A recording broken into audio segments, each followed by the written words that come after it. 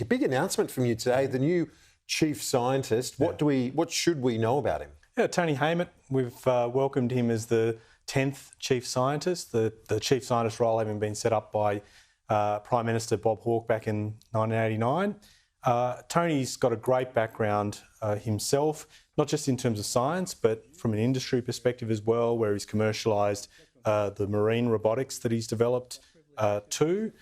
So he comes from a climate science, oceanography background, worked in Antarctica for a bit, and in the chief scientist role will help spearhead giving advice to government, drawing on local and international scientific and research community efforts to help guide the way that policy is devised and developed. And the way you see it, though, and we've seen it just as recently as last week, is the two portfolios that you represent aren't, they're not separate in a sense, that one feeds into the other with that commitment of $2 billion made last week on green metal. Yeah.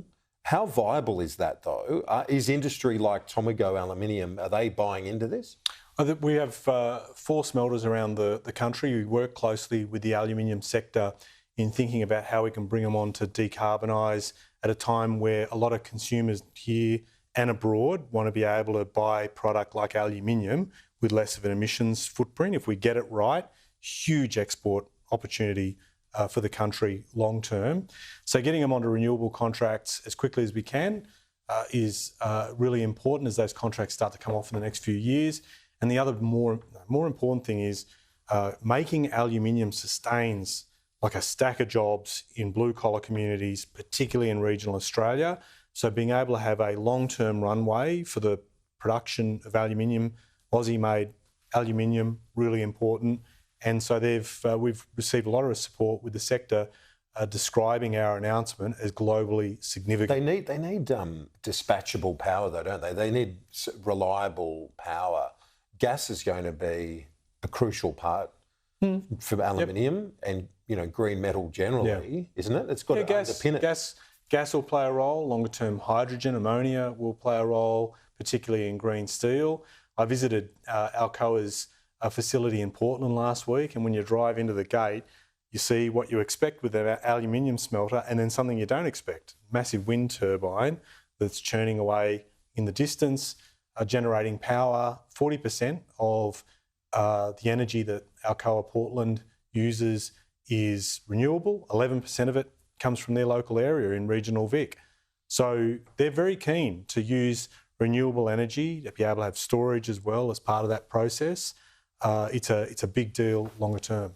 On the politics, we're about to go to Perth and Peter Dutton is campaigning. The election campaign is well and truly, if not in full swing, it's not far off it. What's your read of the situation? Is the government behind now? Do you have to make up ground as you head to election day? I'd be very careful, as I've said elsewhere, about making predictions about how these things go, and in particular where things are at, given we've lived through 2019. I would make this observation though, I'm stunned about how late in the day Peter Dutton has decided to develop any policy. From my perspective, it indicates a lazy mind, and by that I mean there are big issues that people expect politicians to be able to have an answer to. This bloke has either opposed our cost of living increases or not stumped up with many of his own. I feel like he's been on a long lunch. The first policy he's developed is around a long lunch. But Australians deserve better. And if you can't come up with policies before an election that are well thought through, costed and get support, what does that say if he wins government? Well, you have no sense of what the bloke will do if he were to win and if he were to be Prime Minister.